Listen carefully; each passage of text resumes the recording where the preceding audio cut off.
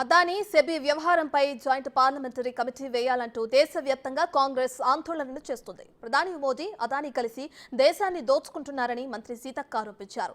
కాంగ్రెస్ నేతల గొంతు నొక్కే ప్రయత్నాలు చేస్తున్నారని మండిపడ్డారు.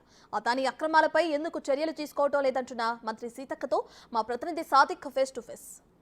అదానీ అక్రమాస్తులపైన కూడా జేపీసీ వేయాలనే డిమాండ్ మేరకు ఏఐసీసీ దేశవ్యాప్తంగా నిరసనలు ర్యాలీ చేస్తుంది. కాంగ్రెస్ పార్టీ కూడా గణపతి దగ్గర నుంచి ఈడీ ఆఫీస్కు వెళ్ళబోతుంది. మనతో మాట్లాడడానికి మంత్రి సీతక్క గారు ఉన్నారు. వారిని అడిగి మరీ తెలుసుకుందాం. అక్క, పేదవాళ్ళు దేశంలో మరింత పేదగా పోతున్నారు, ధనవంతులు మరింత ధనవంతులు అవుతున్నారు. సో సెబీ సంబంధించిన అక్రమాలు సంబంధించిన విషయాల్లో మీకు బాగా తెలుసు. సో అదానీ ఆస్తులు కూడా పెరుగుతూ ఉన్న పరిస్థితి కనబడుతుంది. సో ఎందుకు ఇట్లాంటి వేరియేషన్ జరుగుతూ ఉంది అనుకుంటున్నారు? బీజేపీ వాళ్ళ యొక్క పాలసీ ఇప్పుడు పీక్ స్థాయిలో వెళ్ళిందని అనుకోవచ్చా? వాస్తవానికి బీజేపీ గవర్నమెంట్ రావడమే నల్లధనం తీసుకొస్తాం, వివిధ దేశాలలో ఉన్నటువంటి నల్లధనాన్ని తీసుకొస్తాం, ప్రతి ఒక్కరి అకౌంట్లో 15 లక్షలు వేస్తామని మొదలైంది. కానీ ప్రతి ఒక్కరి అకౌంట్ల నుంచి ఆదాయాల నుంచి మరి ఆర్థిక వ్యవస్థను 140 కోట్ల మంది పేదరికాన్ని లేదా ప్రజల యొక్క అవకాశాలను ఇబ్బందులను లేదా ప్రజా సంస్థలన్నీ కూడా ఒక ప్రైవేటు వ్యక్తి చేతుల్లో పెట్టి ఇవాళ లక్షల కోట్లకు అదానీ ఆస్తులను పెంచడం జరిగింది. ఈ అదానీ ఆస్తుల మీద ఎంక్వైరీ చేయాల్సినటువంటి సెబీ కమిషన్ కూడా సాక్షాత్తు అదానీతో దగ్గర సంబంధం ఉండి వ్యాపార బంధాలు, కుటుంబ బంధాలు ఉన్నాయి. వారి యొక్క తప్పులను ఎప్పుడు కూడా బయటికి తీసుకురావడానికి వాళ్ళు ముందుకొస్తలేరని హిండెన్బర్గ్ సంస్థ కూడా ఈరోజు బయటికి తీసుకురావడం జరిగింది. ఈ విషయాలను మా రాహుల్ గాంధీ గారు మరి దాదాపుగా 5-6 సంవత్సరాల నుంచి పోరాడుతుంటే ఆయనను రకరకాలుగా బాడీ షేమింగ్ కానీ లేదా ఆయన నాలెడ్జ్ని తక్కువ చేసి చూపించడం కానీ వేధించడం కానీ రకరకాలుగా ఇబ్బందులు పెట్టిర్రు. కానీ ఆయన తగ్గకుండా ఒక పోరాట యోధుల్లా పోరాడిండు. ఈరోజు వాస్తవాలను బయటకు వచ్చినాయి కాబట్టి వాస్తవాలు ఎవరు కూడా కప్పిపుచ్చలేరు. కాబట్టి ఖచ్చితంగా మోడీ గారి ప్రభుత్వం బాధ్యత వహించాలి, దీనికి సమాధానం చెప్పాలి, ఎంక్వైరీ చేయాలి. మరి ఈడీలు అయితే చిన్న చిన్న వాళ్ళ మీద లేదా లోకల్ పార్టీ లీడర్స్ మీద లేదా ఇతర ఇప్పుడు జార్ఖండ్ ముఖ్యమంత్రిని తీసుకుపోయి జైలు వేసిండ్రు, లేకుంటే ఇంకొకడ లేకుంటే సాక్షాత్తు వాళ్ళ పార్లమెంట్ మెంబర్లు అంటున్నారే మీరు గట్టిగా మాట్లాడితే మీ ఇళ్లకు ఈడీని పంపిస్తామని సాక్షాత్తు పార్లమెంట్లోనే. సో ఇట్లాంటివి జరుగుతున్నాయి. మరి ఈడీ ఎందుకు నోరు మెదపడం లేదు ఈ విషయంలో? మరి ప్రభుత్వ సంస్థగా ఒక రాజ్యాంగబద్ధ సంస్థగా ఉన్నటువంటి ఈడీ సంస్థ కేవలం బీజేపీ వాళ్ళని ప్రొటెక్ట్ చేస్తూ ప్రతిపక్షాల యొక్క గొంతు నొక్కేటువంటి కార్యక్రమాన్ని వాళ్ళు ఇన్నాళ్ళు చేసుకుంటూ వచ్చారు.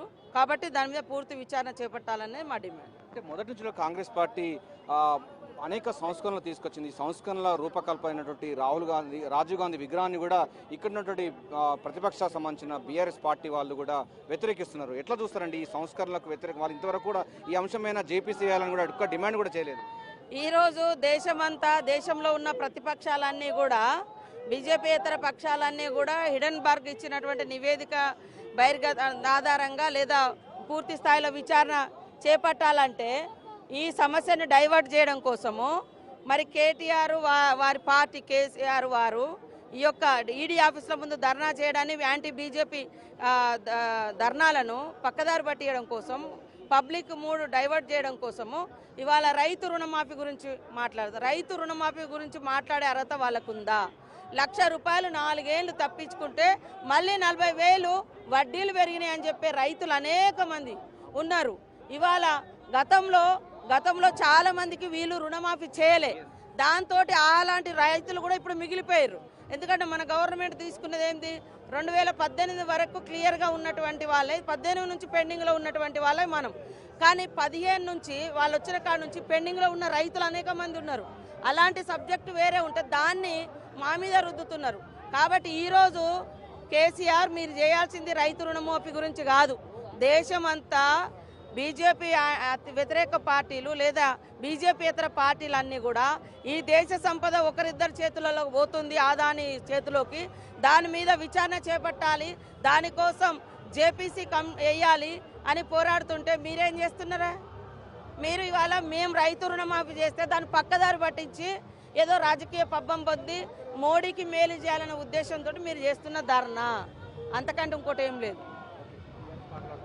ప్రధానంగా చూడండి, సెబీ అదేవిధంగా అదానీ ఆస్తులపైన జేపీసీ వేయాలని కూడా మంత్రి సీతక్క చెప్తున్నారు. సో గన్పాక్ దగ్గర కాంగ్రెస్ పార్టీ శ్రేణులు, ఎమ్మెల్యేలు, ఎమ్మెల్సీలు అందరూ కూడా ఇక్కడ ధర చెంది బీజేపీ అనుసరిస్తున్నటువంటి ఉదార విధానాల వల్ల దేశవ్యాప్తంగా ఆర్థిక సంక్షోభం కూరుకుపోయే ప్రమాదం ఉందని కూడా మంత్రి సీతక్క హెచ్చరికలు జారీ చేస్తున్న పరిస్థితి కనబడుతుంది. కెమెరా శంకర్తో కలిసి సాదిక్, బిగ్ టీవీ, గన్పాక్, హైదరాబాద్.